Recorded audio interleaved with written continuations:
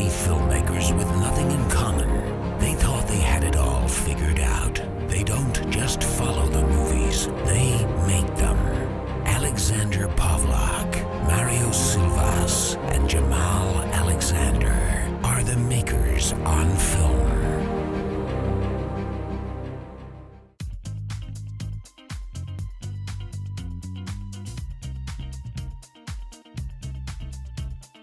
Yeah, I got a gig for next week.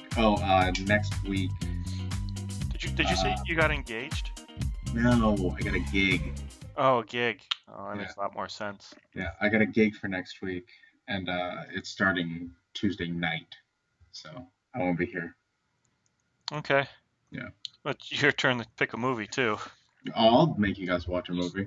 Yeah, you usually make us watch dumb ones, and then you're all like, oh, I can't make it. And the tradition will live on. What are you complaining about? Did you ever watch The Refrigerator? Yes. It sucked so much. I know. But yes, I did. That was hard to get through that one. I couldn't find it anywhere, so I watched it on YouTube, and it was cut up into like 10 parts, so it was like 10 minutes. Oh, yeah. I hate when they fucking do that. Yeah, I watched it. I watched it on YouTube as well. Saw it in the 10 parts. And I think I was at like part 4. And I was just like, no, don't want to do this. Like, I actually left that day, went to my girls, stayed there for the day, and then came back the next day and finished watching it. Yeah. It wasn't bad. But yeah, so I have a gig next week, Tuesday through Friday. Okay. So I'll be there for next week, just not this week. Looks like Bryce Dallas Howard received some sort of IMDb award. Who? Ron Howard's daughter. Huh. She was in Jurassic World. She played the redhead in Jurassic World. Huh. I knew her last name was Howard, but I didn't realize they were. Yeah, that's his daughter. That's his daughter. Huh. Yeah. She was in Spider-Man 3. Yeah. She played Gwen Stacy in that one. She's actually pretty good in that one, too. Yeah. That was actually one of the few Spider-Man that I actually liked. You like Spider-Man 3? Out of all the other Spider-Mans, come on. They all suck dick in their own way. That one sucked the least dick. Dude, that little dance scene that he does when he goes all emo, that was bad. It was funny. It was funny, but it wasn't good. I'm not saying that part was good. I'm saying, like, all of it added together, it was funny enough to make it decent, you know? I don't know. Ow! I guess if you hated the other two, I can see how you'd get enjoyment out of that one. Because it's just like balls to the wall destroying of the series. Yeah, pretty much. That's all I really liked about it. Yeah. Well, that's what happens when the production company has too much say in how the movie's made. Because the third one was supposed to be Ben Kingsley as the Condor. Yeah. And Sony was all like, we don't know who the Condor is, but we know who Venom is. And Sam Raimi was like, everybody knows who Venom is. That's kind of why I don't want to do Venom. Right. But I would have gone with Mysterio. Was that his name? The magic guy? Yeah. With the fishbowl on his head? Yep. He's the one I would have gone with because he's the one I like. But well, everybody thought it was going to be Crocodile. Yeah. Everybody thought it was going to be him, and then just nope. Well, yeah, they introduced the Doc Connors character. Yeah, and then that was about it. Yeah. Yeah. And I think that was supposed to come to fruition at some point, but and that the poor guy who was the Dodge spokesman at the time, yeah, he got kind of screwed out of that. Yeah, he got hosed on that. All that time he had to walk around with his arm behind his back to make it look like he didn't have one. That can't be comfortable. Still got paid more than all of us combined for the year. Yeah, probably. Oh, yeah.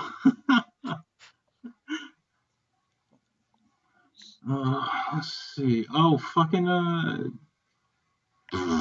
person just died today. Abe Vigoda? Yeah, Vigoda. Yeah, I know. I'm very sad. He was a month away from his retirement.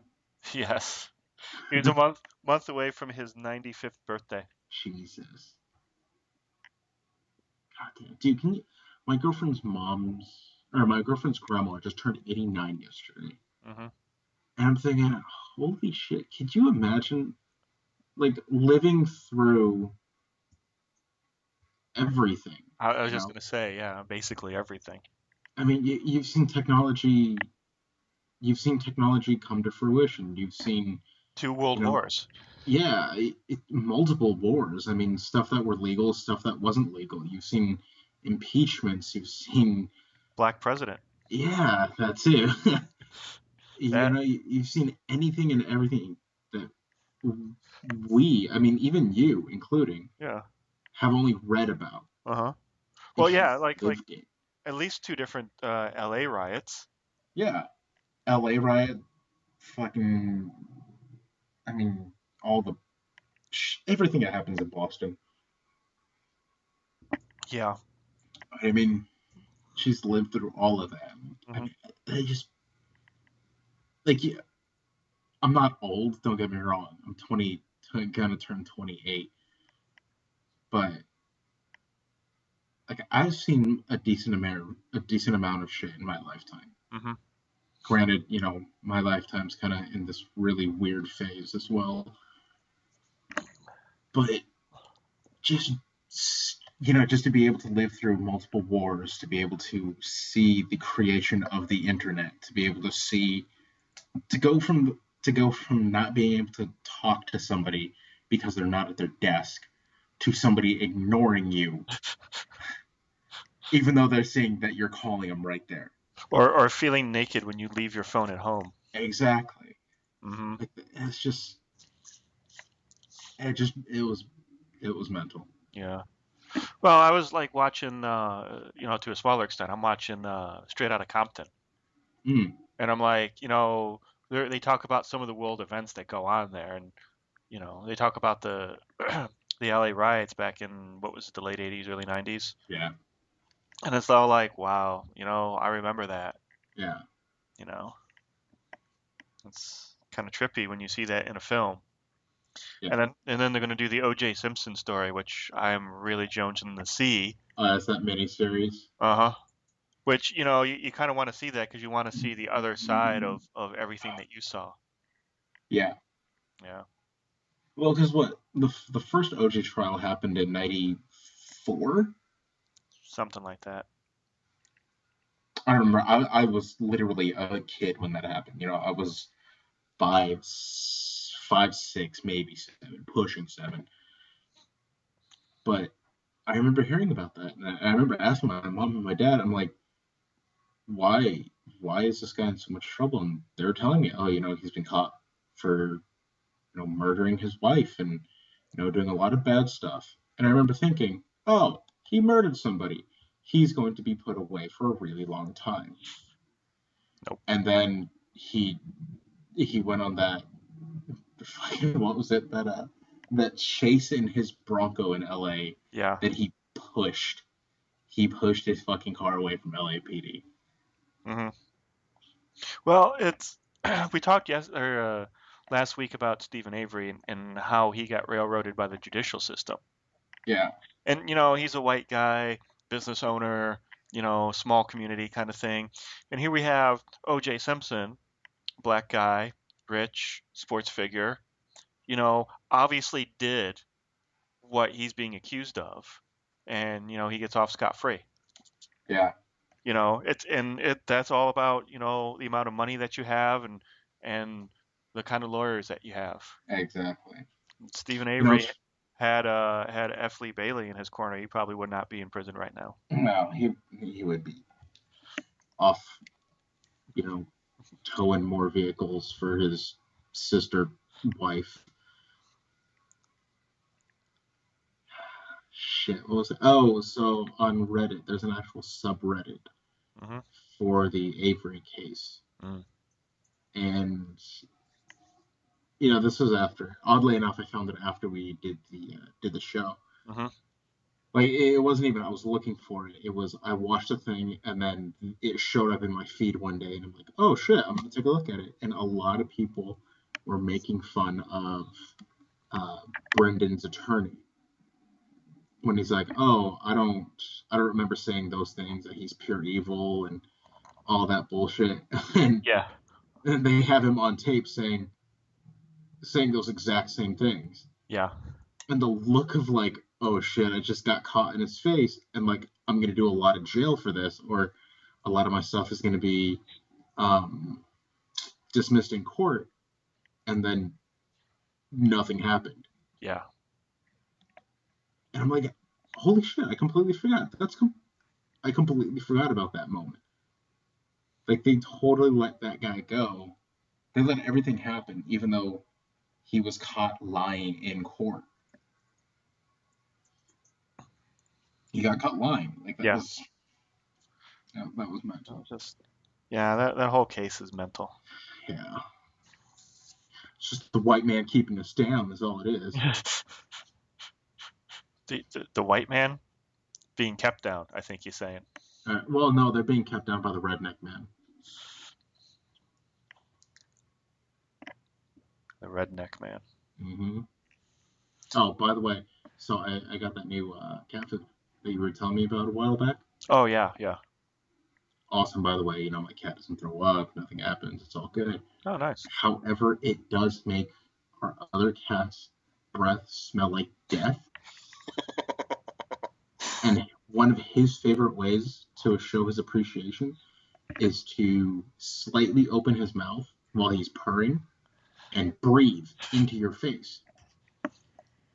So when I'm not ready for it, I'm like, oh, hey, little buddy, you're gonna give me a little kiss or something like that, and he just breathes hot cat breath down my throat. It is the grossest, most vile thing, Well, and I hate it. you can try other pouch foods. I like the pouch ones because they're usually like a more chunky food. It's not that puree stuff, and it comes in some sort of gravy or sauce or something, which is good for the cats because it hydrates them. Because out here in the desert, Fauna, my cat, was suffering from constipation for a while towards the end because she wasn't drinking enough water. So Right. it started giving her more and more wet food. But yeah, I mean, I just like the pouch foods better. And here's the reason why, because it looks better. I have no idea how it tastes, what it does to the cat, but it looks better. And that's exactly how they market pet food. It doesn't matter what it tastes like because people aren't ever going to taste it. And dogs don't have any money, so they're not going to buy it. So it doesn't matter if the dog likes it or not.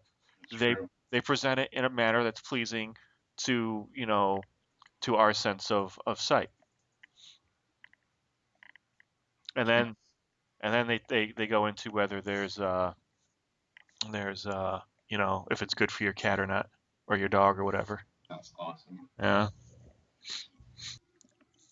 It was funny. I was going through some of our comments the other day, and it was like it was one of the first episodes where you and I did an episode by ourselves, and like I think it was actually Coffee Cane.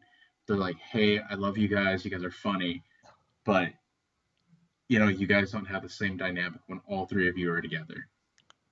Like, aw, thank you for understanding that about us, Coffee Cane. Like, actually, my first thought was, holy shit, someone actually like pays attention to us. Like, that's what blew my mind. Yeah, we don't get that in the real world, do we? No, we don't. My girlfriend half the time just kind of, sure. I just want to mush her face into whatever food she's eating. Why does she not listen to the show? I tell her not to. There's things she shouldn't hear about us. A lot of things. Oh, I don't know. I mean, no, there's things that she shouldn't hear, Alex. All right, fine, whatever. I'm kidding. She could just support you. She can still, add comments to the wall. I know I've commented to a couple of people. I think I commented to Coffee one time and Sirius. Okay. I was looking over our stats, and we have 2 people who listen to us pretty regularly in Beijing, China. Fucking what? Yeah, and it's like I don't know who these people are, but if you're listening, thank you for listening to us all the way from Beijing. Appreciate that.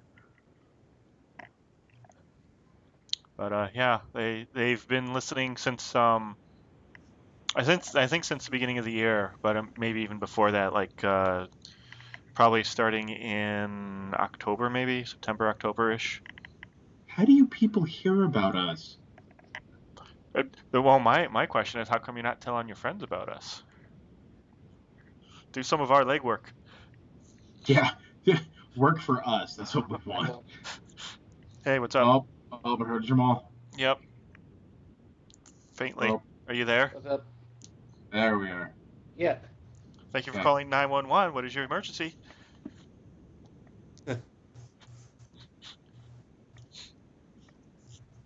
So, how you doing today, Jamal? All right, you guys. Doing okay. So, how's it going? I'm okay. You guys? There you go. Yeah, we're good. Thank you. Is it still an issue with the sound? A little bit, but it's getting better.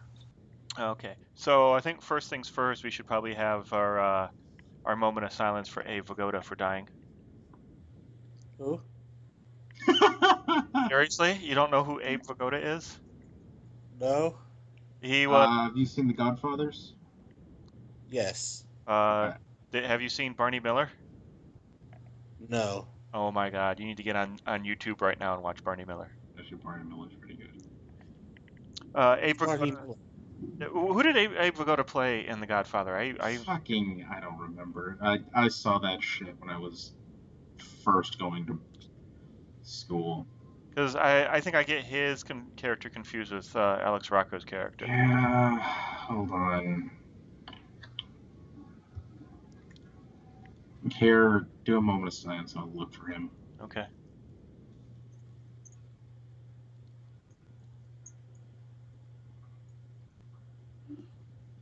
Okay. So he was 94 years old. He's a month away from his 95th birthday.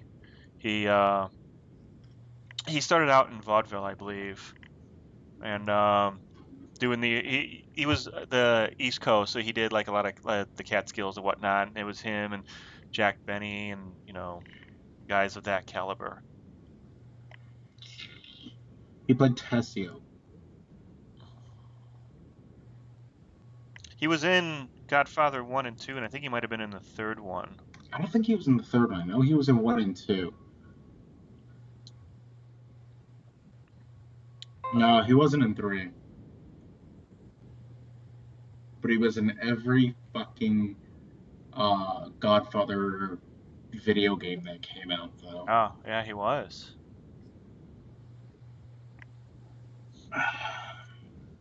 Basically, he plays like old Italian guy in every single fucking thing he's ever made. He played Fish in Barney Miller. Fish. Fish. Huh. Character's name was Barney Fish. Miller, a sitcom or something? Yeah. Yeah. It was about a New York detectives. Kind of like how 9-9 is, except it was done more like a stage production. And there was Barney Miller, who was the white guy, and he was their captain. There was Abe Vigoda, who was the old guy. There was Wojciech, who was the Polak. There was the black guy, the Asian guy, and then a Puerto Rican guy. It's always a fucking Puerto Rican. In the future, when you're describing shows, can you be less racist about it? That was the show. Right, but then it devolved No, into... no, literally, that was the show. The show, it was very much the Starship Enterprise of New York detectives. So there's a character in there called the Black Guy. No, he had a name, probably Smith. There you go. Hal Linden played Miller. Max Gale played Wojciechowicz. But I even called him the Polak, so I don't know why you're griping. You did call him Polak. I did. He did. Ron Glass was Ron Harris. Stephen Lanesburg came in to to play Arthur Dietrich, who was probably the best guy on the whole show. And then Jack So was Sergeant Nick Yamada, who was I think he was Japanese. Which, always came into play because, they would go down to Chinatown and he'd be all like, I'm not that kind of Asian.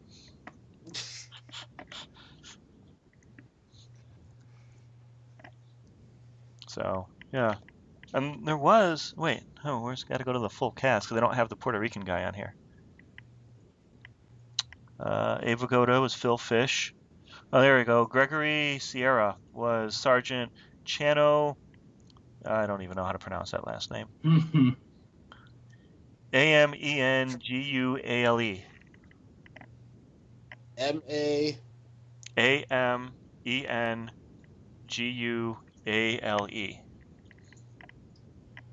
And you said letters. No, right?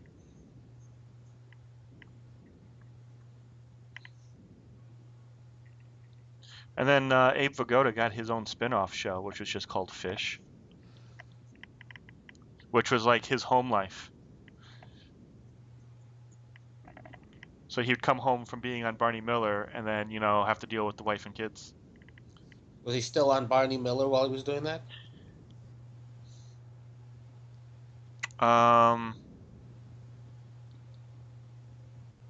Sorry, I don't think it was though. It looks like it only went one season in 1978, and he was on 77 and then in 81. So I think he took a year off from Barney Miller to do Fish, and then came back to do Fish when his show failed. Yeah. Thought so. I've never seen it. I really haven't seen anybody with 2 TV shows at once. That would have been cool. Abe Vigoda could have done it. Oh, I take it back. Hasselhoff. What 2 shows did he do at once? Baywatch and Baywatch Nights. Well, was he on both of them? Yeah. Oh, okay. He was the lead on both. Oh, okay. I don't know. I never watched Baywatch Nights. I never watched it either, but I've read about it. Apparently it was pretty Fuck dumb. is Baywatch Nights? It's just like Baywatch, but at night. Jesus Christ. Apparently, David Hasselhoff just pulled 24-hour shifts on the beach all day long. Yeah, I guess. I will answer that question the way that Al or Bud Bundy did on Married with Children. What's the difference between Baywatch and Baywatch Nights? Nights are colder. Can't argue that. Hey, that ocean's pretty cold, so. Yeah, I know. Fuck the water. Apparently, he played a PI in the first season, and it was so bad that by the second season they decided they turned it into a supernatural mystery. Did they really? Yeah. I remember having some sort of supernatural, like ghost hunter or something. Jesus. That was the night part of it. You know they're coming out with a Baywatch movie, right? Yeah. Is it shot entirely in slow motion? It should be. It should be. That'd actually be pretty cool. They only have like a 30-page script, but it's going to be like 2.5 hours. But I'm pretty sure because we have people do the slow motion so much nowadays, it's HD, slow motion big titties is not. I'm not complaining at all.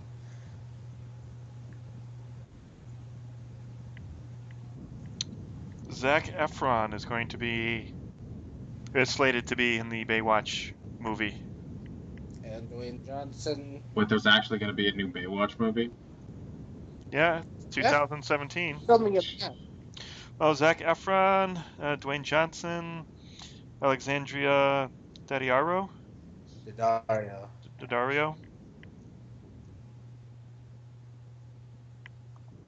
She fine. That girl from Quantico.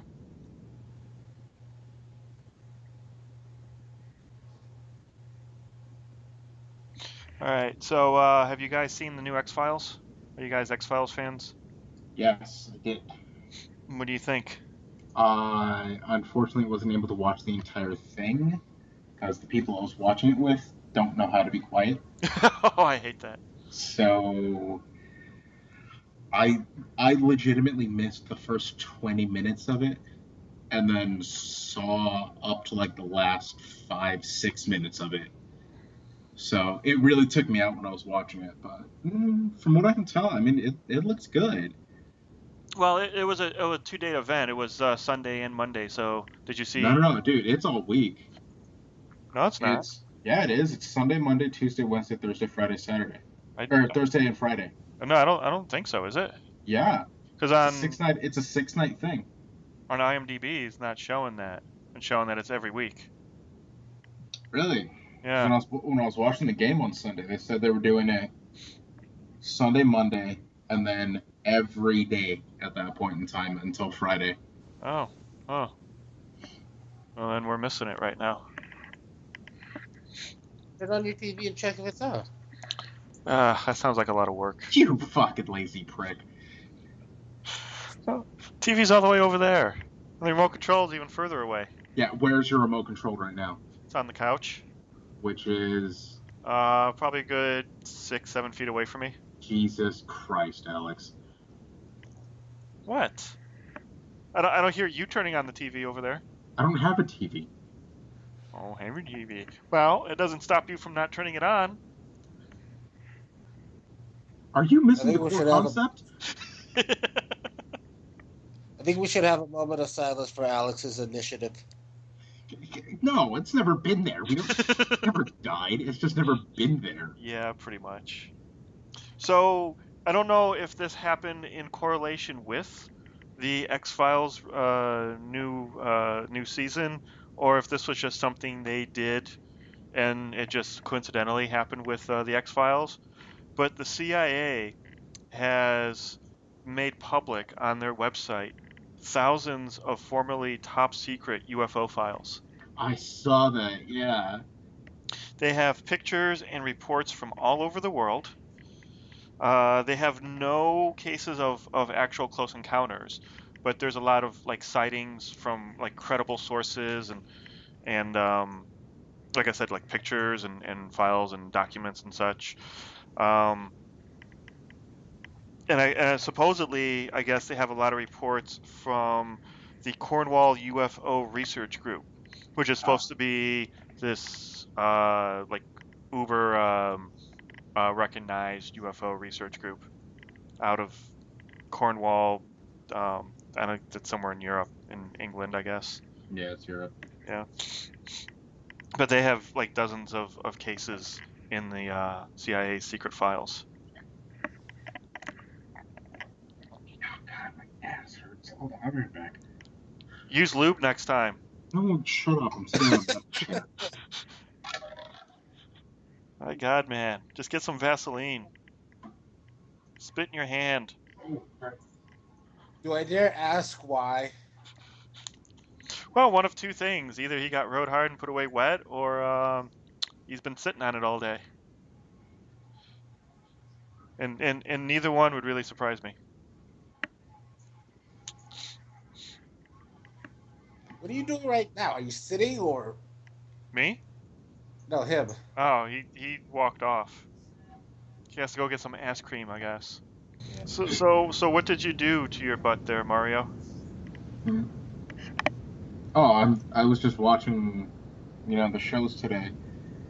But I have a metal it's like a stool that I've just been sitting on, and my butt hurts because of it.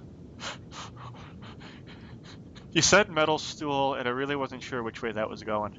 It's a chair-like substance or object. I just was going to question you about your diet. I had pizza today. I was just wondering maybe if you had too much iron in your bloodstream. Nah, Why do you feel so guilty when you say that? I had pizza today.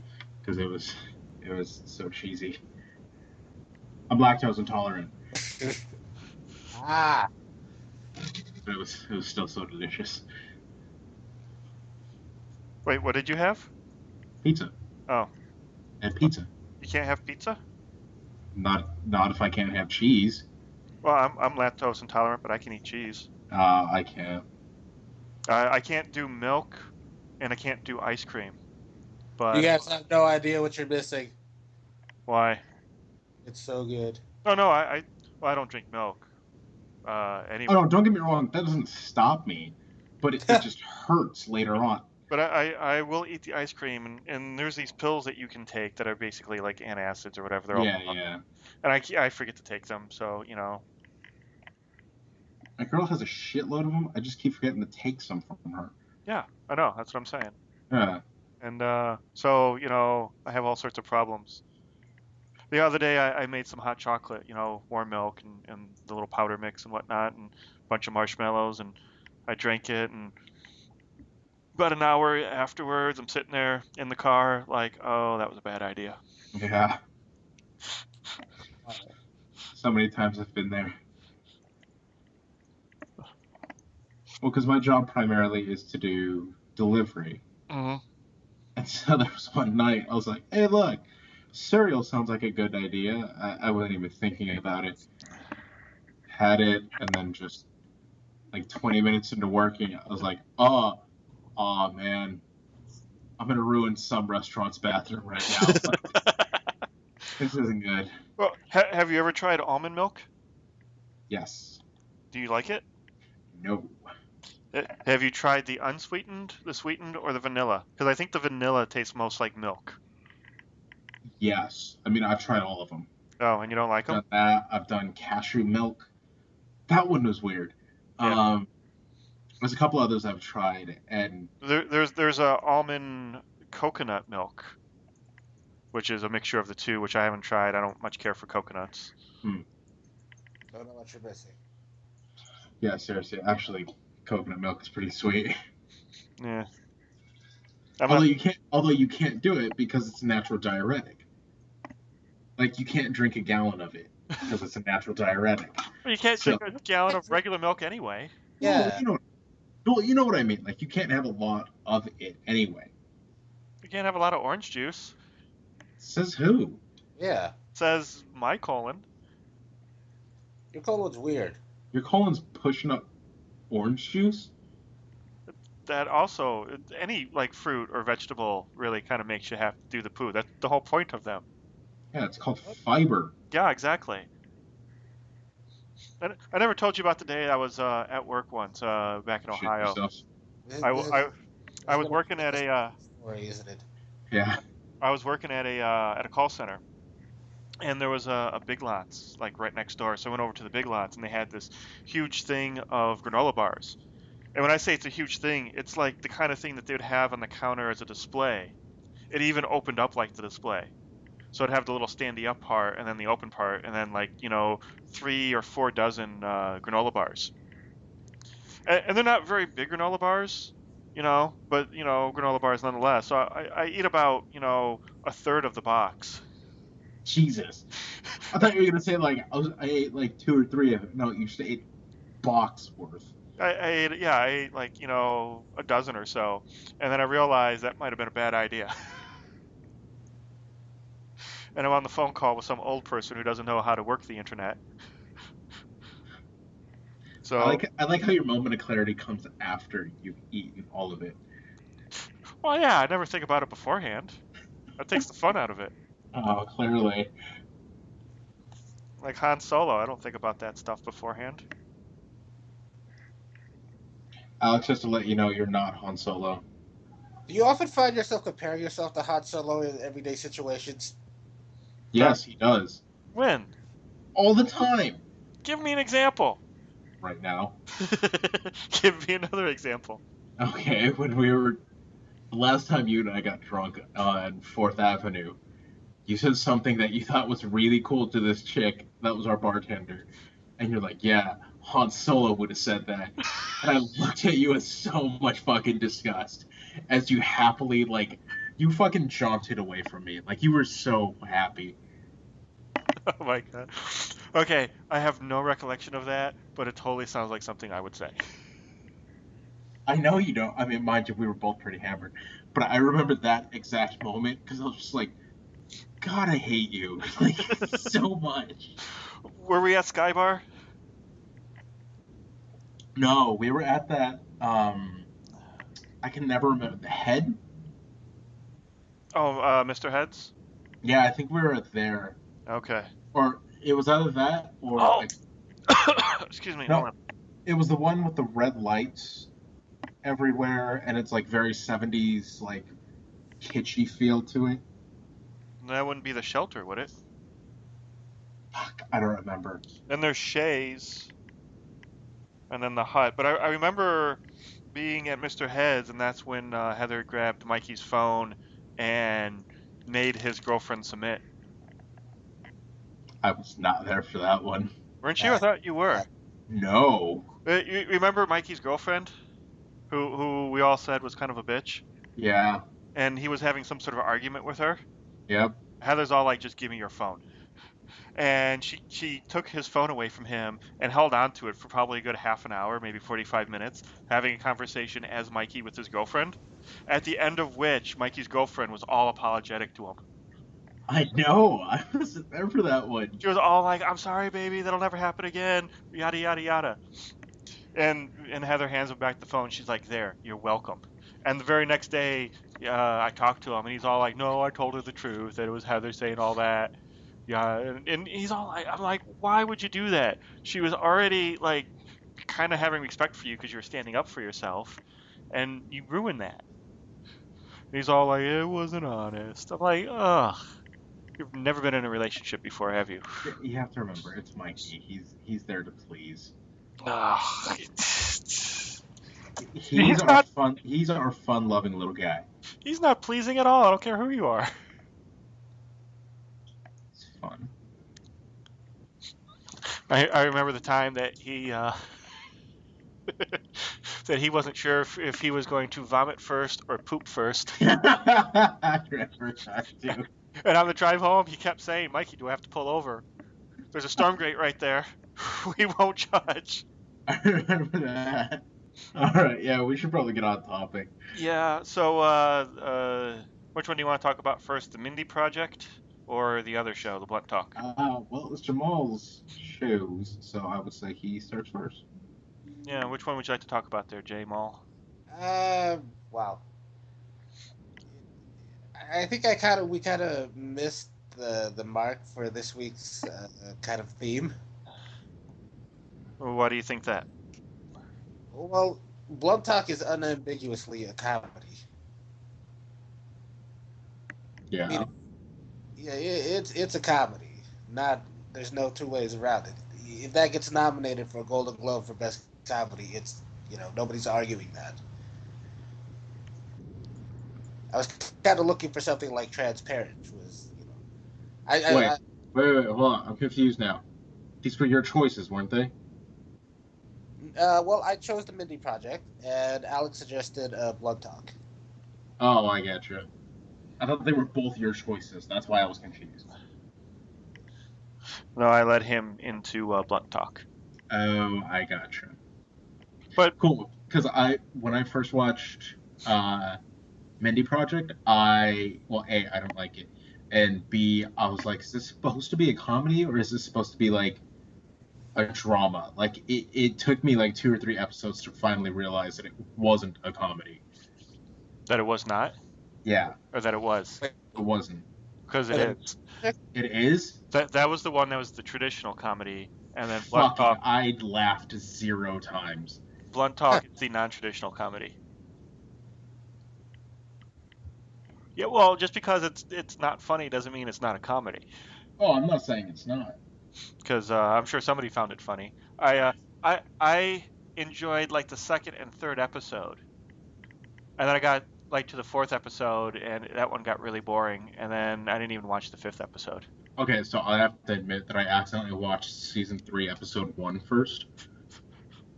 Because I couldn't find it anywhere else, so I found it on YouTube. You could rent it for like $2 or something like that. Well, you don't have Hulu? Huh? You don't have Hulu? I couldn't find it on Hulu. Yeah, it's on Hulu. I got it What? on Hulu. Yeah. Yeah, it's the old. Okay. You have to search for it. They like the show. They like what? They like say Hulu owns the show now, so that's why it's on there specifically. They produced season 5, which is what I saw. Oh. You watched season 5? Yeah. Oh no, because I don't have a Hulu account, and you have to subscribe to one. Oh, yeah. And if you do that, you have to put in for your 30-day free fucking trial. And I never remembered to To cancel them. to cancel those. So I just said fuck it. It's like $12 a month. I barely have $40 a month.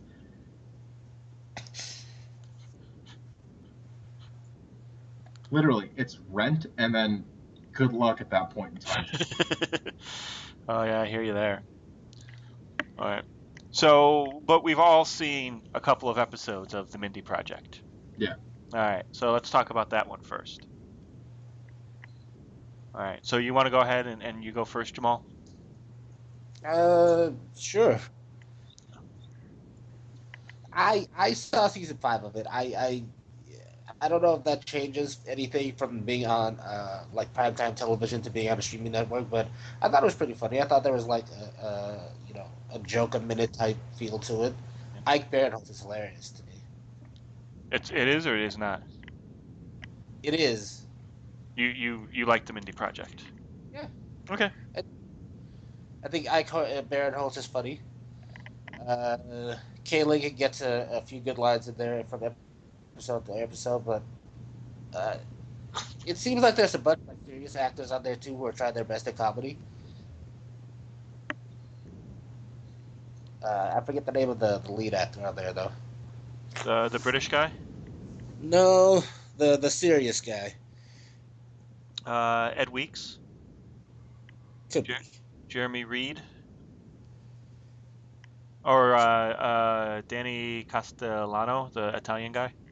Yeah, that guy. Chris Messina? Yeah, sure. Okay. But I think it's funny. I thought there was a lot going on for it. I thought there's some good character actors on there as the side characters. The receptionist, both the receptionists actually. Uh, I just thought it was a strong cast and pretty good writing. See, I felt that I kind of get where it's coming from, and I'm sure it's very much like her stand-up comedy, which is what most um, sitcoms are like when they employ a stand-up comic. They just basically model it after their stand-up. So I kind of get where it's coming from, but I found that the secondary characters, the two male doctors or even the receptionist, were more interesting than Mindy herself.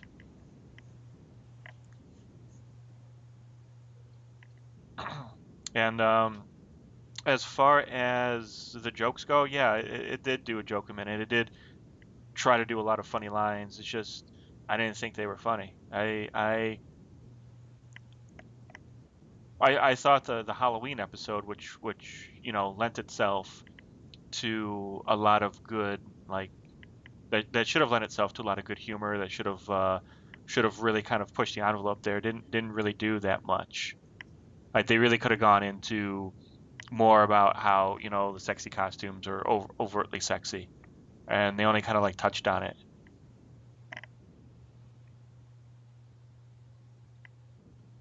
I didn't see that one actually. Yeah, that was because you didn't watch the first season like I did. No, I actually want. Well, so it went season 3, episode 1, and then it took me a really long time to figure out that I watched season 3, episode 1, and then I watched the pilot, episode 1 and episode 2. Okay, so I, all right, so episode 2. See, now that was the thing too. In episode 1, she's in a hospital, and then episode 2, they're in some sort of office, like actual office, yeah, which that's fine. I mean, pilots and second shows usually change a lot, but um, oh, that one was where they were hiring the nurse, the second one,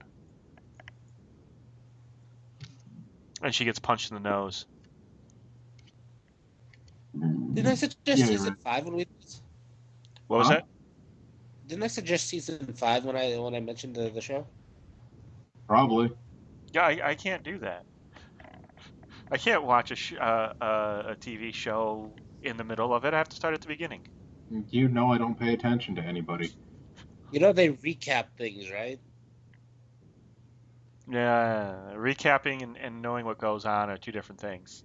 That's the I difference did not. between you. That's the difference between you and I, going on vacation, having a great time, or me telling you about my vacation and how great of a time it was.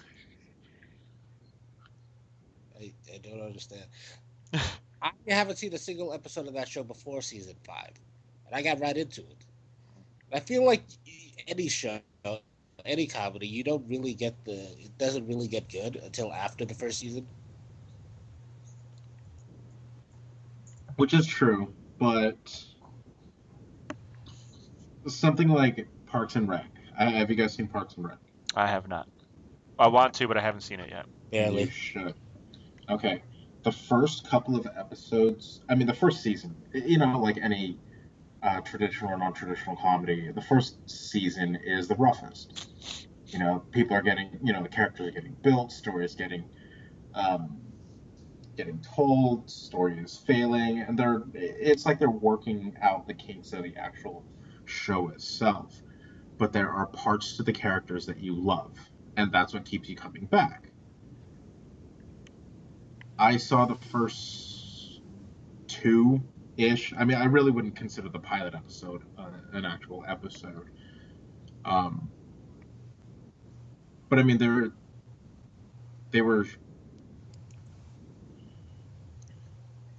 there was nothing about the characters that I really liked. I'm just talking What? about a personal standpoint. There Wait, was nothing about this. you Huh? guys saw this really early, so Ike Barinholtz isn't even in the show yet. Who? Exactly. Ike Barinholtz, he's the tall, lanky assistant, the goofy looking guy, the guy that was on Mad TV. Oh no, he comes in on the second episode. Right, and then leaves again. I don't think he's a regular until later. Isn't that No, he was in the first 5 episodes. Well, in okay? in in episodes 2, 3, 4, and 5. I don't know when he Huh. leaves. Okay, because he's only listed in like a few episodes that first season. He his second episode, he accidentally became the men's room attendant at a club. What was his Which name that you're saying? Ike Bernholtz, Barinholtz. Yeah, Yeah, he was in episode something. 2. Yeah, he was the nurse that they hired. He's the car thief. Yeah, dude, he was in episode 2. Yeah. I didn't Okay. like him. I've never liked his character. Okay, so episode 2 is actually a pretty good. What are you doing, dog? Go away. What you doing, dog? So episode 2 is God, actually kill yourself. so episode 3 actually episode 3 where they go to the club is actually a perfect example. Um, Ike Barinholtz's character excellently becomes the men's room attendant, and that should really be kind of a funny thing because he gets kind of roped in, not really roped into it. He just gets mistaken for it because he's wearing a white shirt and a black vest and black pair of pants. And he has this huge duffel bag full of equipment to go to the club with. And he spreads it all out on the sink in the men's room. And he has like a glass that he drinks something out of. And he's like trying to psych himself up, and then somebody comes by and uses his cologne and then sticks a couple of dollars in his glass. And from that point on, he's like, "Oh, I can make money being the men's room attendant." And he stays in there for the rest of the evening. Now, that sounds like a very funny concept, but it kind of fizzled in the confines of the show because they didn't push it like they could have. If you ever watch the IT crowd did an episode very similar to this where they went to the movies, and one of the guys got became crippled or had to pretend to be crippled because he used the handicap men's room, and then the other Oh, guy right. got roped into working the concession stand for some reason. And that one, which is basically almost the same thing, somebody tries to go out and have fun after work, and they get roped into working at this other place that they go to. That episode was hilarious. I think I had tears coming down my cheek from watching that. And this should be the opposite. We should not be able to watch an English comedy and find it so hilarious, but we should find the American comedy hilarious because we should relate to it more. So Are you playing with your dog? I'm playing with a dog. Is it licking something? Yeah, I hear something a little gross. Yeah. It's growling. I made it I weaved some rope together and it now playing tug of war with me. Mm, But yeah, it's growling. But okay. it keeps it quiet. This is pretty much as quiet as the dog is. Otherwise, it'll bark at you when you try to move around the house. And it's also not chewing on my hand, so that's a bonus. Kick it. I'm not gonna kick it. It's like 1.5 pounds. It'll learn fast then. Kick it gently. You guys can go ahead and kick your animals if you want and be sadistic bastards. I do every single day. Uh-huh. Actually, I don't mean to. She just runs in front of my feet. Yeah, we'll just remember that when you get falsely accused for, rape and murder. Oh, yeah, he kicked his cat, so he must have did it. That's fine. Who's I've been telling falsely you? accused of other things. But anyway, I back to the Mindy Project. What was your impressions of it, Mario? It was an accusation of rape, apparently. I personally didn't like it. I can see why a lot of people do, but it's just not my cup of tea. Well, No, it's a. it starts out with her, and it's kind of a weird dynamic that she has. She's a little bit on the promiscuous side. I don't think she's funny. No one else agrees with me, apparently. Well, I didn't think she was all that funny, but she's a little on the promiscuous side.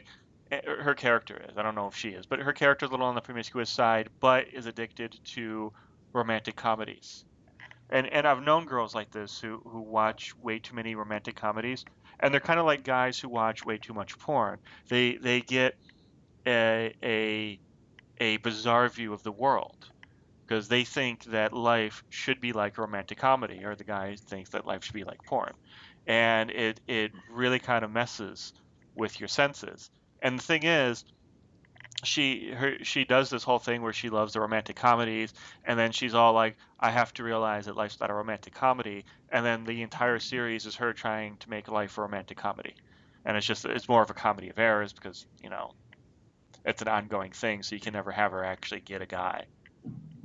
Otherwise, the joke's over. But it's like she sets up that, I can't believe in this anymore, but the whole premise of the show is that she still actually believes in it. Or, the whole premise of the show is that it dangles it in front of her nose. Yeah. And I think that kind of bothers me a little bit. And even with that, they could have really, really gone into it. And I think they just kind of skimmed the surface with a lot of it. It's like there's some punches that they pulled for some reason. I don't know what it is. Like I said, I got, 3, technically 4 episodes in. And then I accidentally, watched a later episode of it as well. And the later episodes, honestly, didn't have me wanting more. Because, at that point in time, everybody's developed, everybody's friends, the story is there. Again, I personally just did not like the show itself, and don't get me wrong, like I said, I can see how people can like it. It's like, it really reminds me of like Scrubs era, like when Scrubs first came out. If this show were to have come out when Scrubs first came out, it would have done like it. I know it's won an award already. Fucking, what did the Mindy Project win? Golden Globe, Emmy. Well, I know it got nominated for an Emmy for last year. Yeah, it was nominated for one Primetime Emmy. Yeah. So let's see what it actually won for, though. Critics' Choice Awards. Actors Guild Award. Yeah, outstanding female actor. Which, yeah, I could see. Yeah, Casting Society of America, Critics' Choice, Gracie Allen Award. But again, this is shit. It's if it were to come out during a different part of time, I think the show could have done a lot better than what it is now. But this is the show that's coming out after something like Scrubs, after um, fucking what's it, 40-Year-Old Virgin, after those guys came out with their films and their shows. Because I mean that's where she got her start too. Mindy Kaling was with all the guys from 40-Year-Old Virgin, with Paul Rudd, with Seth, one of the Seths. I can never keep track of any of Rogan. them. Rogan. Thank you.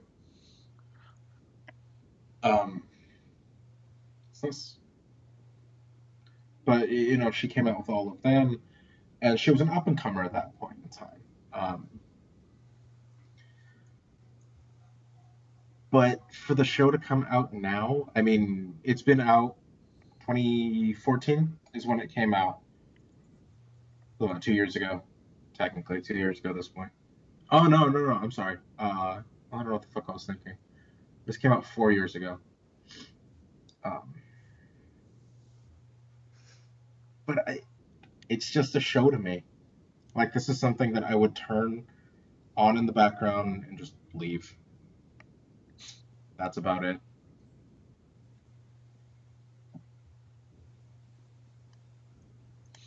It's interesting. Oh, sorry.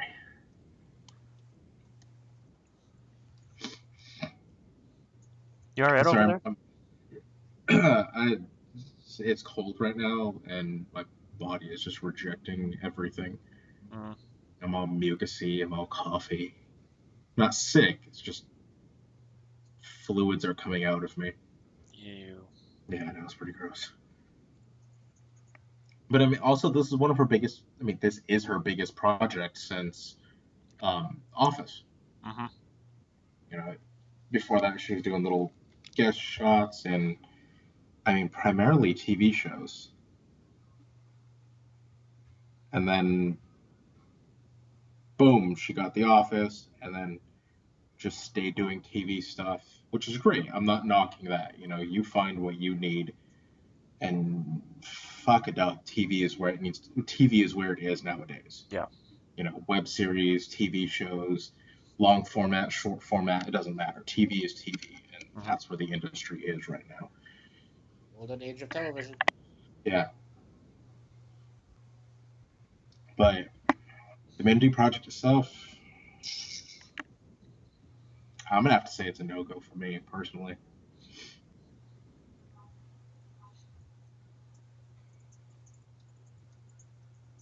I think I have to agree with you there. But again, it's gone 5 seasons, so I mean, it's doing something right. It's appealing to a certain audience, and that's fine. Exactly. And that's why I'm not knocking the show at all. I mean, for what it is, like I said, I can see why it's a good show. But it's just not my type of movie or my type of show. Yeah. I don't do it. Even if it is, 5 seasons, you said.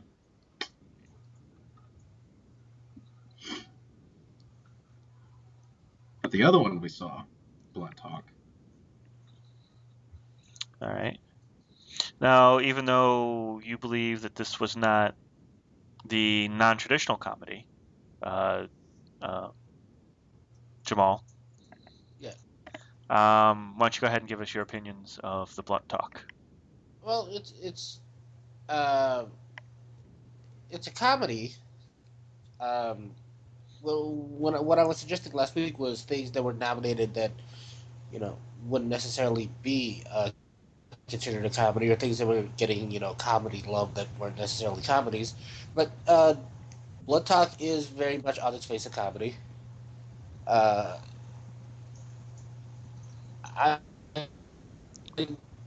I love Patrick Stewart. I just had a hard time kind of wrapping my head around his character in this show. I watched the first 4 episodes of it. Hmm. Um, he, he he's this man child that somehow found this amount of success in the world. I mean, he's literally a man child. He has a nanny. Okay. Uh, Sorry about that. Hang on. I, it's a, it's just a weird show to me. I don't know. I don't know what it is about it. It's just it's. I can see the jokes. I can see the humor in it, and I just you know it doesn't hit. It doesn't hit home with me. Uh, I mean, it's well acted. I can I'll give Patrick Stewart that. He's putting up a pretty decent effort. You don't see that from a lot of older actors. Well, I mean, he is Patrick Stewart. I don't think he could do half-ass if he tried. Yeah, he's not De Niro. De Niro mails in things now. The world's gonna be a different place when he passes. Don't even talk like that. Of Stewart, yeah, He's like 70 some. yeah, he's up there. I know he is, but I don't want to think of it. I By mean, the way, way to take you out of the moment of the show in itself by having Brent Spiner cameo so early. he actually did a cameo in the fifth episode too. But yeah, it did take you out, and it's like, but it's at the beginning of Right, everything. it's right at the beginning where you're establishing things, and I'm starting to, I just met this character, and then he walks over. It's like, oh, Star Trek. That was my train of thought there. Yeah, and you think that the next time you see him too in the middle of episode 5. I haven't gotten that far yet. It just makes me wonder if there's like Fucking more Star spoilers. Trek. I was wondering that too, if some of the other Star Trek people were going to be on this, but because I know Brett Spiner and LeVar Burton, they hang out and they still do stuff together. So you never know when you'll see LeVar Burton pop in. I don't think he got along with Michael Dorn, so I don't expect that to happen. That or uh, what's his face? Will Riker. Right there. Yeah, which is actually kind of funny. I would love to see Will Riker come on playing like somebody who has a rival TV show and then does his Patrick Stewart impersonation. Because his Yeah. Patrick, he does a Patrick Stewart impersonation and is actually pretty spot on. Is he really? Yeah. That's great. What is his name? I don't know. He does a lot of directing right now, and Yeah. He directed like the last 3 original series or next gen movie. yeah, he did that. He did a couple episodes of Castle. Jonathan Frakes. Yeah, Frakes. Yeah, Frakes. But it was funny. I saw what's his face from Castle. Captain Mel. What the hell's his name? Come on, Alex, you can do it. I don't think I can do this one. Come on. Don't fail me. Captain Mel. Yeah. Yeah. So because they came out with the X-Files 14 years after the series stopped, after the last episode of season 9, 15 years later they do season 10. I hope that means that they're going to do another season of Firefly. They won't. They won't, but their big excuse is, oh, it's been too long, nobody's going to care about it. But Nerd. if people care about whatever, you like Star Trek, so shut up. I know. So do you. I know, and I'm fine with that. I'm not the one yelling nerd over here. No, I'm just saying that particular show, for some reason, just will not go away. The nerds will just not. Other nerds, I'm a nerd too. Other nerds will just not let it go for some reason. Have you seen Firefly? Yeah, I saw a little bit of it in like the first season, but we've had other real shows come out and then just get canceled. Why are we still holding out a Firefly? First off, it is only one season and a movie. Yeah. And secondly is that it blew people away in the first season, in the one season, and you know, like how many episodes was it? Was it like 12 or 15 or something? Yeah, it was like 12. I mean, it Yeah. wasn't a lot, but the reason why everybody loved it is because it was. I mean, it wasn't anything horribly spectacular, but it was also all of the the fans got completely into it, and they were. I don't want to say it was their life, but it was something that had come out that everybody could relate to, and it was something so good. Part of me feels like the fact that that there was such a vocal like bring it back, that's why it has this like little subculture of bring it back. No, it was just a beautifully crafted sci-fi show. I Yeah, mean, they took all the best elements of a western, put it into the future, and put it on a spaceship, and they made a wonderful spaceship too, by the way. And yeah, then what's his face who did it? Joss Whedon, uh, did it beautifully. I love the fact that when the camera's out in space and you see the ship fly off, you don't hear any noise. You just hear the music. The music is the engine noise. I thought that was a beautiful little touch to it. yeah. So it's nice that he incorporates like real science into this little science fiction piece that he does. Han Solo, the TV show. Kind of. But Nathan Fillion, I saw him speak at one of the Comic Cons, and he talks about the episode that Jonathan Frakes directed of Castle, which was the Comic Con episode where they kind of actually make fun of Firefly. And he's like, if you ever seen Next Generation and you see Will Riker walk up to like the one of the center consoles and he puts his foot up on the chair or on the console and talks to Data or talks to Wesley Crusher.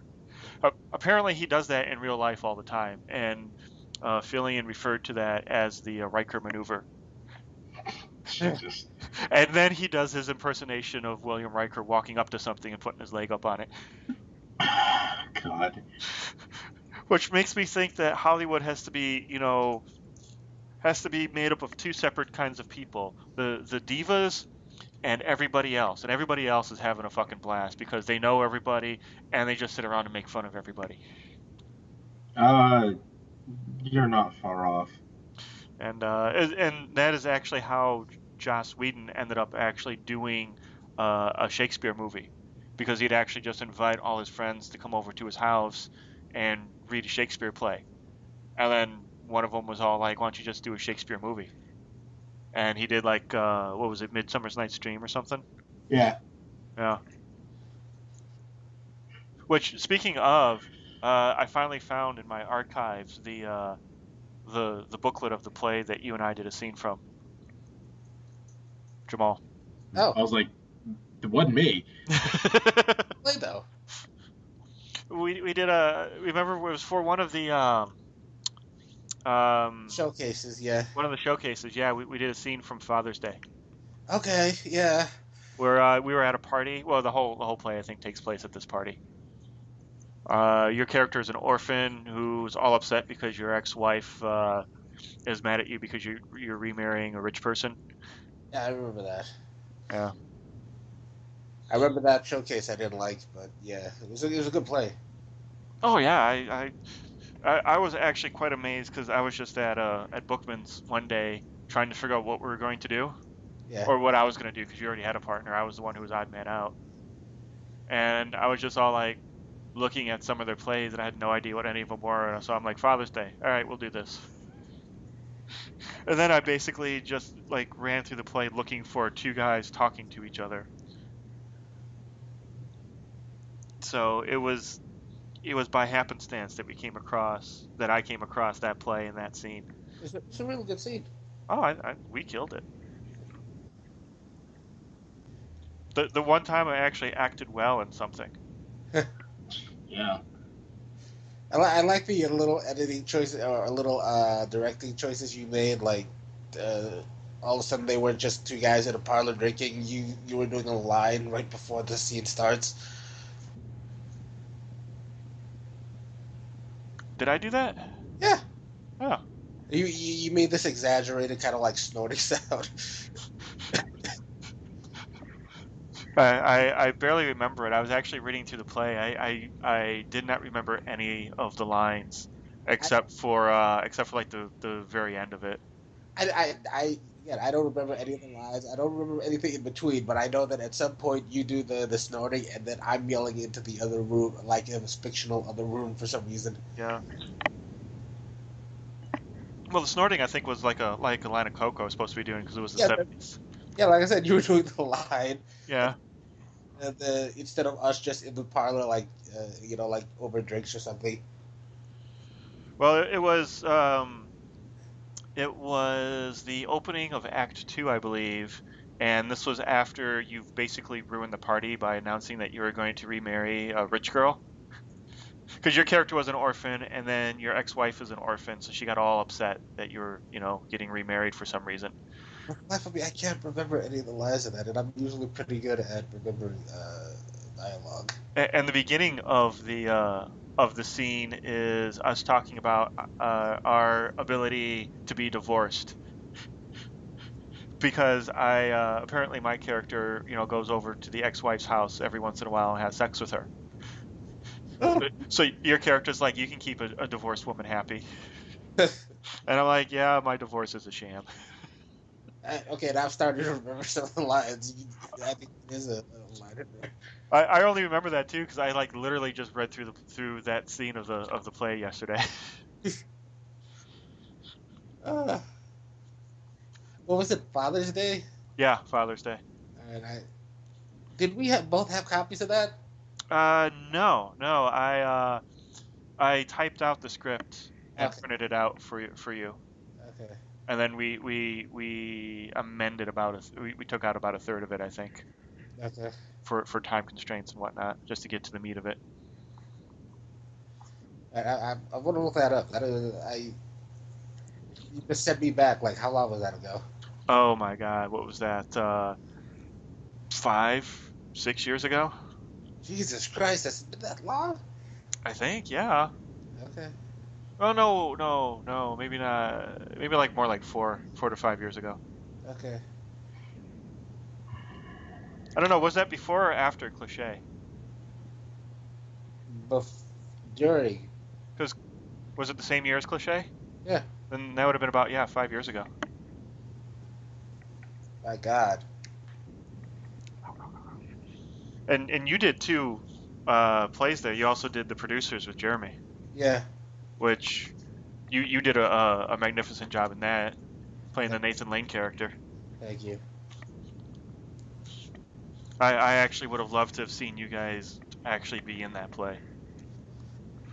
As I've grown, I used to hate the idea of stage plays, and then as I've grown older and matured as an actor, I would rather do. I'm genuinely curious to do that. As soon as I get through this health issue stuff, I plan on going back to that class I was taking with what you went to with Jeremy.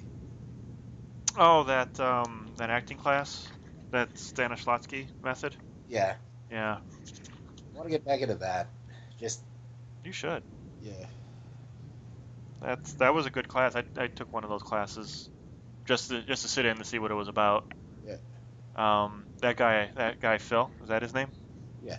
Yeah, he did a good job with that. Yeah, you should definitely look into that. I don't know if there still is, a couple of like, dinner theaters or smaller theaters around town, community theater stuff. There are quite a few. I keep an eye out on them. I Yeah. just I yeah, mean, you can always go over to the Gaslight, see if you can audition there. I don't know how that is, yeah. but Um, I've gone to a couple plays there. They have fun with it. they do. I've been to the Gaslight, and it's wait, Gaslight's the one Gaslight, that's like a dinner theater, right? yeah, it's off on the east side.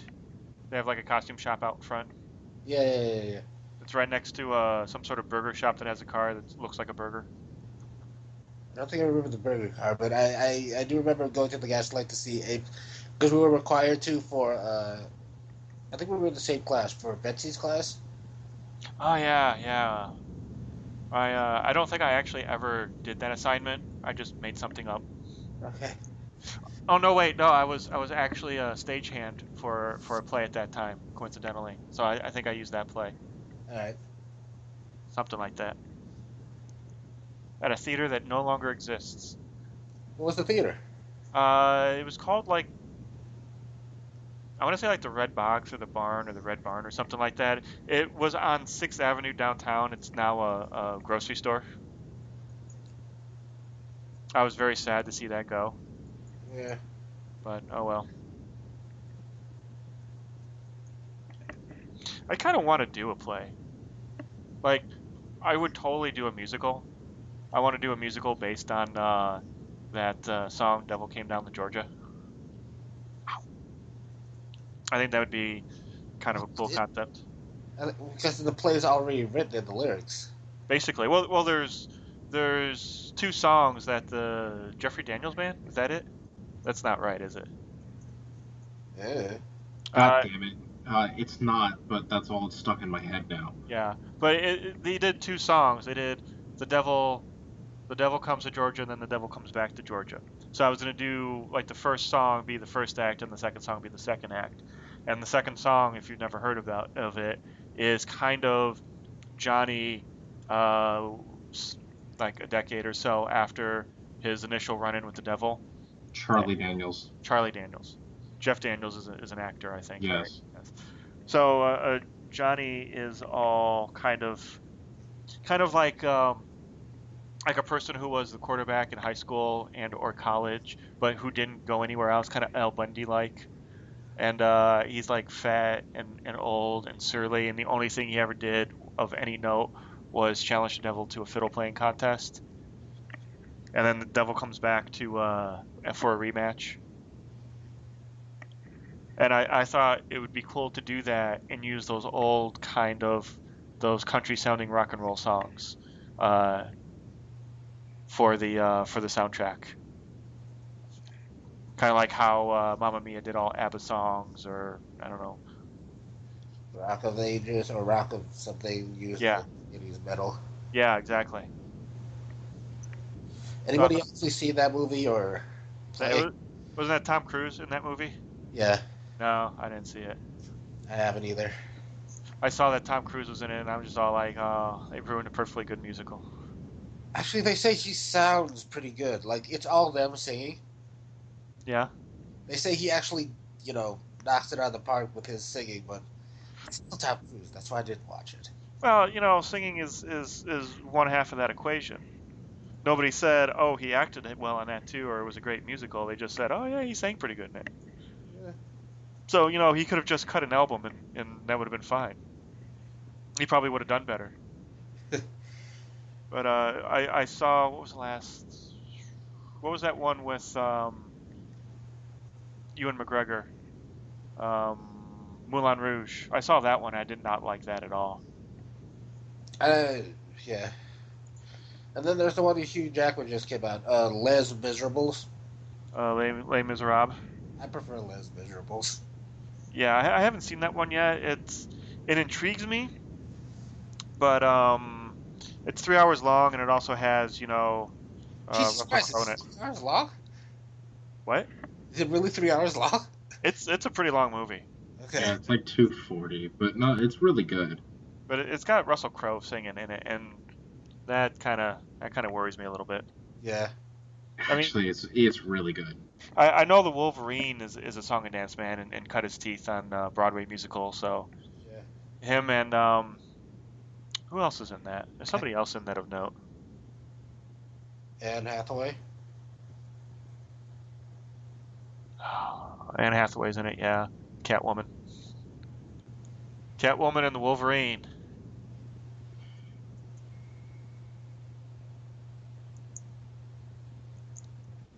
Oh, Hugo Weaving's in it, isn't he? They just got a bunch of Australians in there to play like Frenchmen. So it would seem. Well, an accent's an accent. Yeah. Okay. Amanda Seyfield, Sacha Baron Cohen, Helen Bonham Carter. Wait, Borat's in that movie? Yep. Okay. Um, Oh, I guess Agent Smith isn't in this. I thought he was. Maybe it's Sacha Baron Cohen I was thinking of.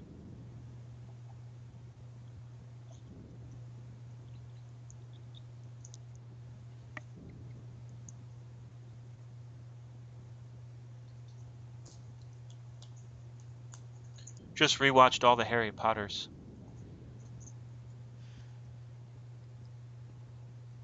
Go They're on. they're good movies. Well, no, just because I saw Helen Bonham Carter and she was in it. Oh, okay. Did we do a Haven't Silas for Alan Rickman? We did last week Okay. because he died like the day after we did our show, so we did it last week. did we? Yeah, I think so. I think we did for Bowie. Bowie was 2 weeks ago because he died like 3 days after Bowie died, which was the day after we did our show that we did a tribute to Bowie. Okay. Happy trails, Hans. Sincerely. I just envision Alan Rickman going off to the countryside, learning that he had 6 months to live, went off to the countryside and just read a book aloud. One book aloud. He talks really slow. Yeah. Yeah, that guy was a great villain. A great actor in general, but just a great villain every time he was a villain. Well, I mean, he showed up in that Kevin Smith movie too, Dogma, and he was really good in that. Yeah. And that was such a weird little character. Was he the devil? No, he was an angel. Oh, Oh, he was an angel. okay. Yeah, he was basically God's right-hand man and was sent down to Earth to make sure that, um, the two guys from Good Will Hunting did not accomplish their goal. Which I think in general, Alan Rickman should have just been tasked with the idea of never letting those two guys accomplish their goals. I really did not get into that. Into Dogma, Yeah. you gotta like Kevin Smith to appreciate Dogma. I like Kevin Smith. I just once you introduce like supernatural elements, I mean, and it was too Kevin Smith of a Kevin Smith movie. There was way too much monologuing and dialoguing going on between the Good Will Hunting duo. There was just way too much talking just between the two of them. I get eats up a good portion of screen time.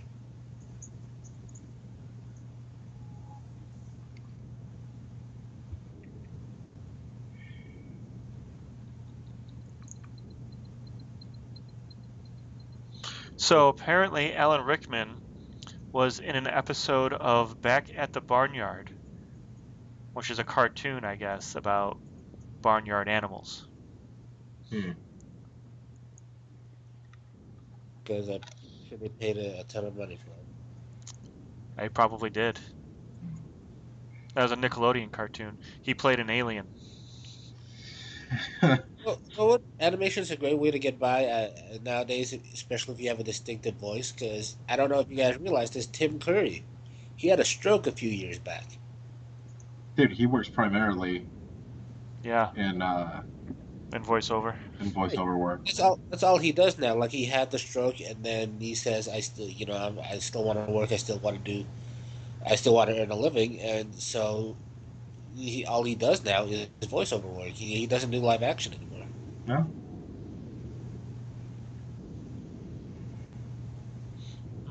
Well, the last thing Alan Rickman did was the sequel to Alice in Wonderland, Through the Looking Glass.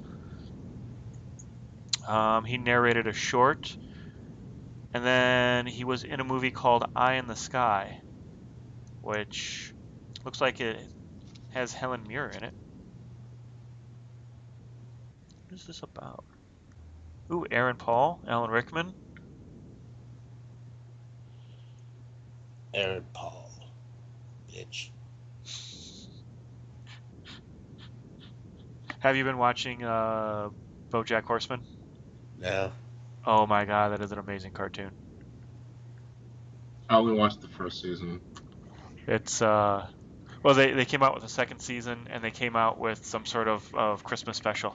Right. I saw the Christmas special, and I Oh, saw the first season. I never saw the second one. you need to check that out. I want to. I just haven't checked it out yet. Yeah. I love the first fucking season though. Oh, it was amazing. God damn, it was so funny. Speaking of writing musicals, God, right. Aaron Paul writing a musical. Yep.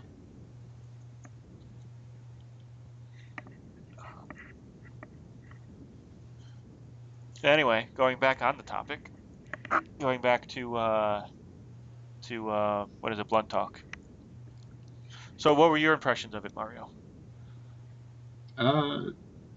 Did I not go? I don't know. Did you go? I don't think you. I'm the only one that's gone at this point. Yeah. I don't know. All right, cool. Fucking, I like it. Okay. Simple as that. No, I went in more. I actually thought the reverse of the shows. So I thought the Mindy Project was a traditional comedy or non-traditional, and I thought Blunt Talk was a traditional comedy. Um, and just after the first,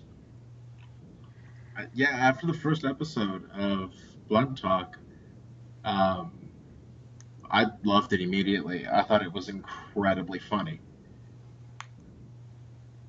And it's more of a dark humor. Don't get me wrong. Patrick Stewart gets caught with the prostitute first episode. Transgender prostitute at that. Transgendered prostitute. You're right. It was just funnier to me. The entire show was just funnier to me, and I actually made it farther into this one than I did into the Mindy Project, and that's only because I was running out of time. I wanted to do 3 and 3 of each because I was just running out. But no, I definitely found Blunt Talk a lot funnier than I did with the Mindy Project.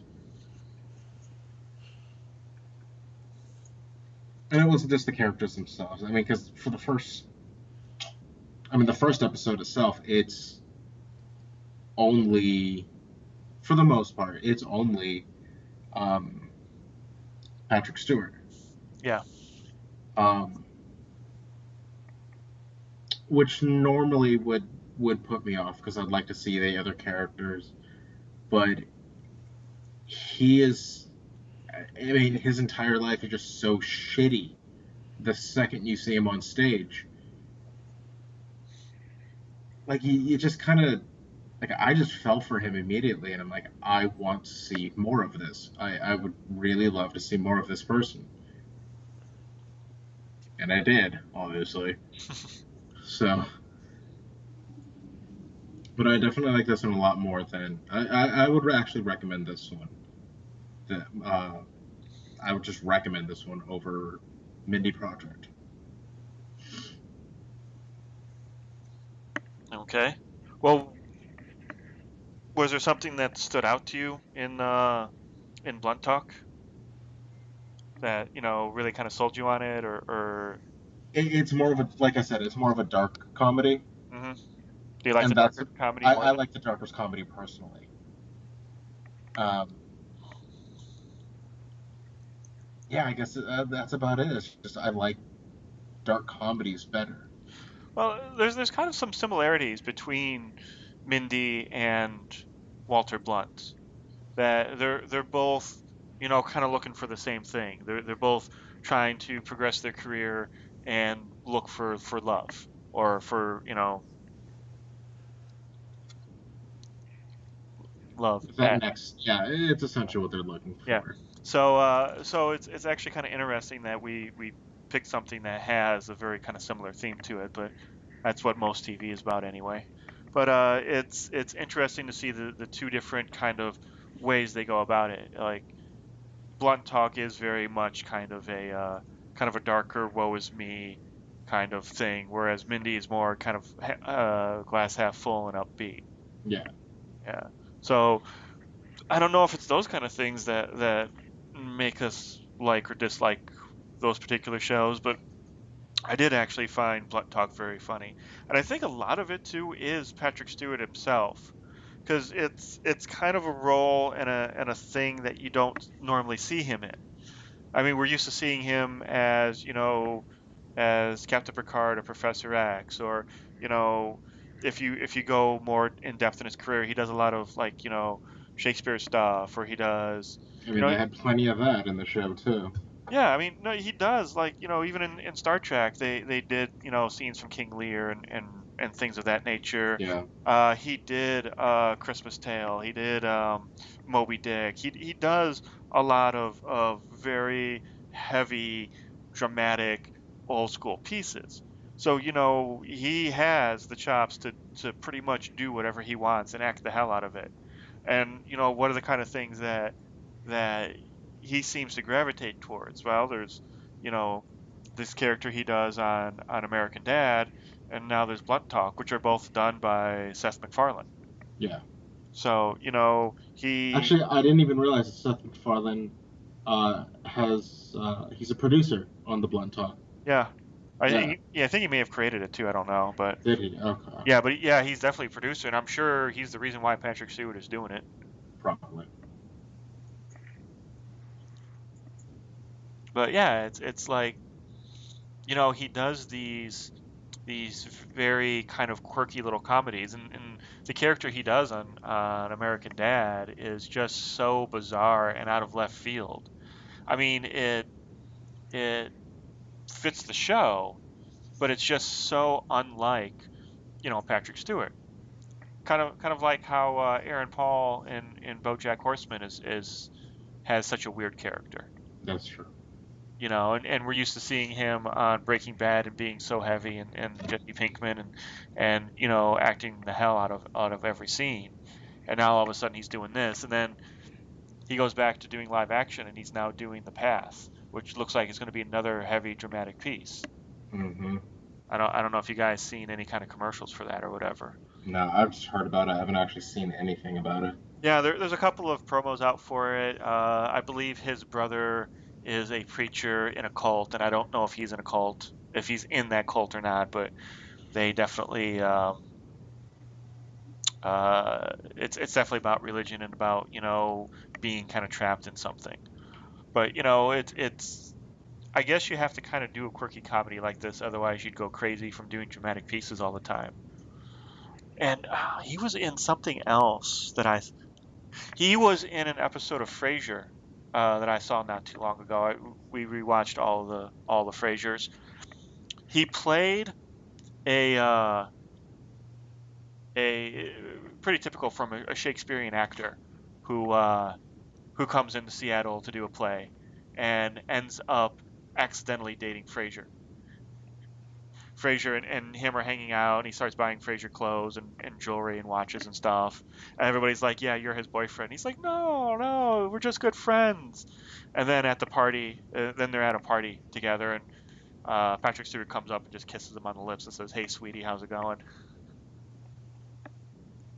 Which is he just for some reason gravitates towards these characters, and I think it's because we're not used to seeing him like that or thinking of him like that it makes it that much more funny and that much more impactful. That we kind of think of him as a serious actor, and he's really not. He's doing it for the love of acting. And I fully believe that if you were to give Patrick Stewart like $20, he would be in the background of your family videos. Like if you wanted to augment your grandma's birthday party, call up Patrick Stewart's people. Give him some lines to do. He'll probably come out and do it. So, what were the kind of things that kind of turned you off of Blunt Talk there, Jamal? I didn't think it was all that funny, honestly. Uh, I mean, the jokes are obvious. Just I don't know. I don't know what it is. I just didn't think it was funny. I knew when there was something that was supposed to be funny was presented to me, and I didn't respond. I think the characters on this are a little one-dimensional right now. You have the guy who as kind of the resident drug user, uppers, in the morning, downers at night. You have the really weird British chick, the overbearing mother type figure. I mean, I think the character is a little one-dimensional, but they'll flesh those out as time goes on. The But boob sniffer. the what? The boob sniffer. Oh yeah. Oh yeah, the boob sniffer. Yeah, that one I don't get. Yeah. Like I was expecting more things to happen with that, and they didn't happen. So I'm not sure if that was just supposed to be the whole joke, or if that's leading up to something, or what. That one, I maybe, can only assume they're gonna reveal it like, the end of the season or something like that. maybe. Like, what is this? The spooning joke. I didn't get that. I didn't think that was funny. Or See, something like that's not supposed to be funny. It's supposed to show what type of character he is. And he's broken, he's beat down, and he's successful at what he does. But like every successful person, they have their quirks about him. the what? And spooning is one of his ways of being, Of dealing with stuff. yeah, of dealing with things. And it, obviously his Manager. his coworkers and his manager all get it. They're all with a very successful person, and they understand he's going to have quirks about him. And so she just goes along with it. She goes along with she goes along with being being along with the genius. Well, And that's what the spooning thing was. it's kind of like that, where okay, I have to spoon you for 10 minutes to get you to do whatever it is we need you to do. Yeah. So, and I think the joke is in the fact that he has to have something like that versus what it actually is. Right. Because I don't know if I talked about this before, but I heard that Jennifer Lopez, wherever she goes, like if she's at a hotel or something, toilet seat has to be changed out every time she uses the bathroom. Every time. Every time. How much her ass is insured for? I don't doubt it. Have you seen that thing? Probably a lot. No, it's actually insured for $1 million. Yeah. Well, regardless, that's one of those kind of quirks that you have to deal with when you're, either traveling with or, hiring her for an engagement. Imagine, being on a movie set and she's up in a trailer and she has to have her toilet seat changed out, 3, 4 times a day. Yeah. For 2 months. I would just rub dirt on it every fucking time. Well, I would invest in some sort of shrink wrap machine, and I would just, have 5 toilet seats, throw 4 of them in the dishwasher, wash them, shrink wrap them, and present them as brand new toilet seats. Because that's what she wants. She wants a brand new toilet seat every time she sits down. Fucking entitlement. Yeah. Jesus. So, I think something like that might just be like an inside joke too, because of things that happen to. I mean, obviously, this man's been in the industry for fuck longer than all of us combined alive. So he's obviously had to live through shit, seen so much bullcrap, like Alex is saying. So yeah, this could be a giant stab at some of those actors and actresses who've had, very Unusual just ostentatious requests. Yeah, and some of them I get, like when a celebrity's like, oh, I just want a bowl full of green M&Ms. I can kind of understand that, because when you walk into your green room or you walk into your dressing room and you see that sitting there, then you're like, okay, if they did that, they must have done everything else on the list. Yeah, it makes sense. Kind of a thing. That's the thing that could be the red flag. Because if you have a bowl of M&Ms that are all mixed, or if you have no bowl of M&Ms, then you're like, okay, what haven't they done? Kind of a thing. Yeah.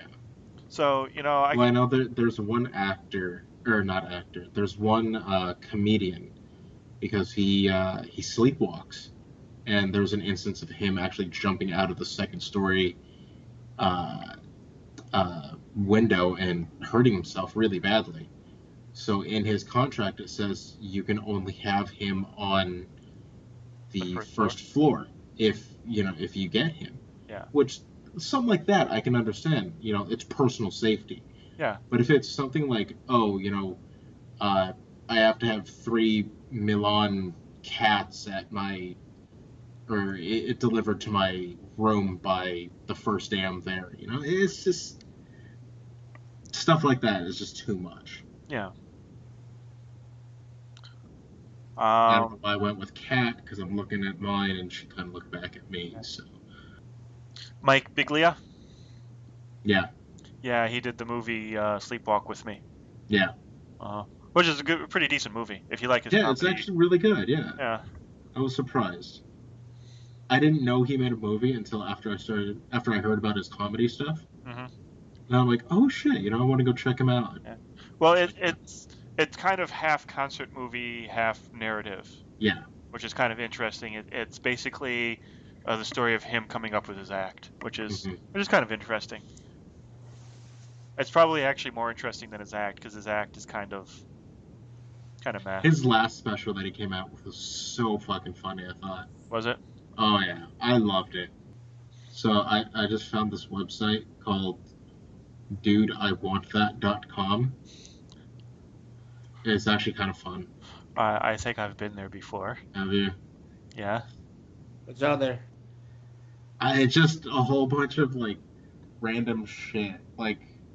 Okay, right now I'm on a page that it's called The Kid Runner.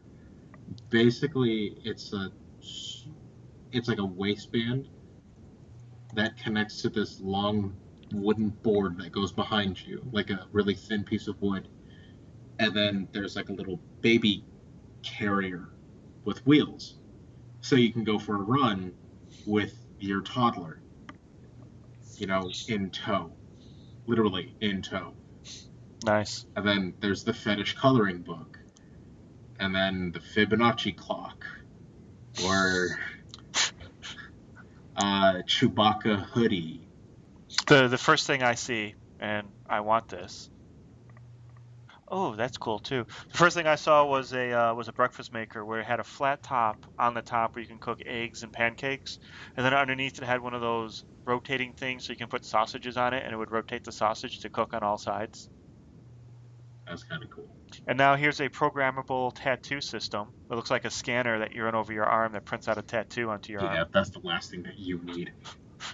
That would be awesome. Jesus Christ. The Tron motorcycle. I don't know if that would be practical. I can't see how anybody would actually drive that thing around. No, but it would be cool. It'd be fun, yeah. Yeah, that's all it is. So maybe that's why you like Blunt Talk so much. Oh, come on, the show is funny. Yeah, well, Jamaal started out with the whole thing of saying that he was, a giant man-child. Yeah. Yeah. Maybe that's why it appeals to you. Yeah, probably. I mean, he is. He definitely is. He has everything given to him, and obviously he had to work hard for that bullshit. He has a bedtime story. And? I was saying that's kind of like the writers kind of really hammering it home, overtly. True. Dude, have you ever had a bedtime story as an adult? No. It's awesome. Have you? Yeah. When was the last time you got a bedtime story? Last week. Okay. And who read you the bedtime story? My girlfriend. So she sat there and read you the story. Yeah. What was the story? Oh shit, I actually have it. It's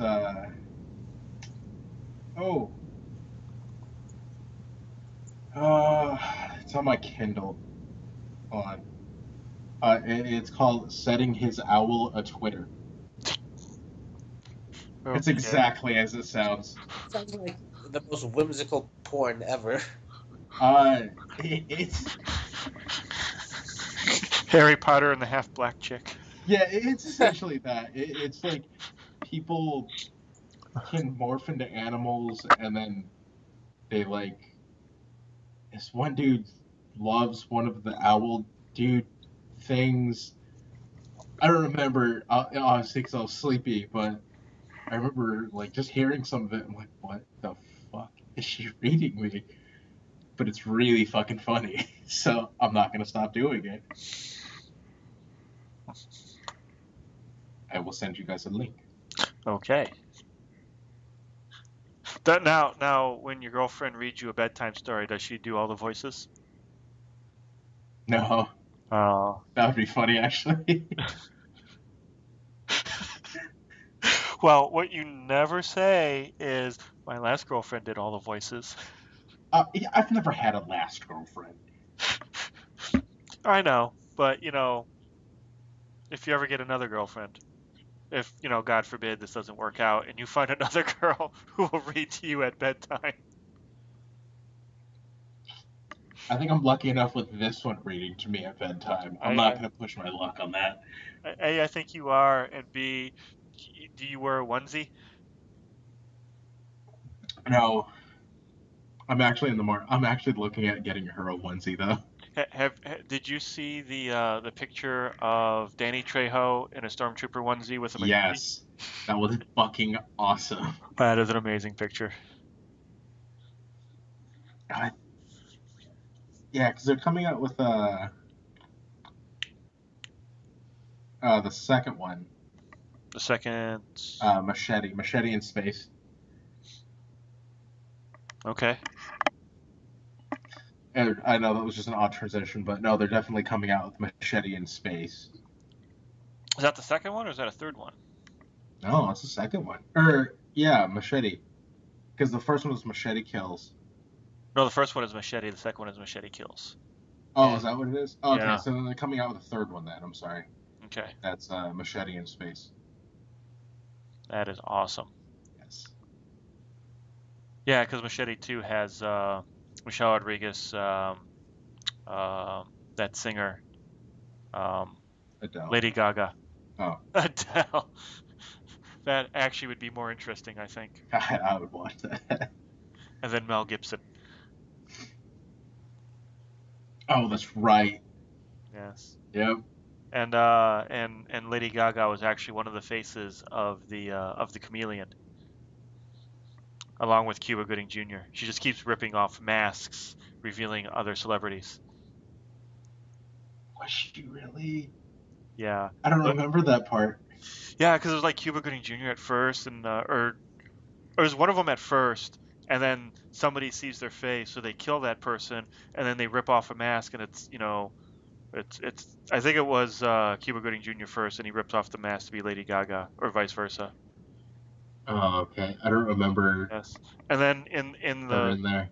in the trailer after the movie, the announcer says, he's announcing all the people who are going to be in the movie, the fake trailer for number 3, and he's like, and Yeah. Lady Gaga playing whatever part she damn well wants. I remember that part. Yeah, I'm gonna have to rewatch that movie. I don't remember her being in it. yeah. Shit. Apparently, she was pretty good in American Horror Story. Oh, she does a great job. Yeah, I haven't seen that season yet. I started the Freak Show season, the circus season, and only got about halfway through it, I think. Oh, okay. I'm not Yeah. even sure I got halfway through it. So I mean, that show honestly blew me away. I didn't think it was gonna be that good. that season or the show altogether? No, the show altogether, because it's the same actors every single season, but they're different roles. Well, it's not all the same actors, and they get new ones to come in because like Zachary Quinto came in on the third season. Well, yeah. And Dylan McDermott seems to weasel in a character in every season, which is kind of cool. Every time. Yeah. So yeah, they come in, they go out. So yeah, that's very interesting. And I always wanted to do a TV series like that just had a different cast every season, but I could never figure out how to do that. And then I saw them do it, and I was all like, "You bastards!" Yeah, I was like, just watch this show, you'll figure it out. All right. So we should probably wrap up.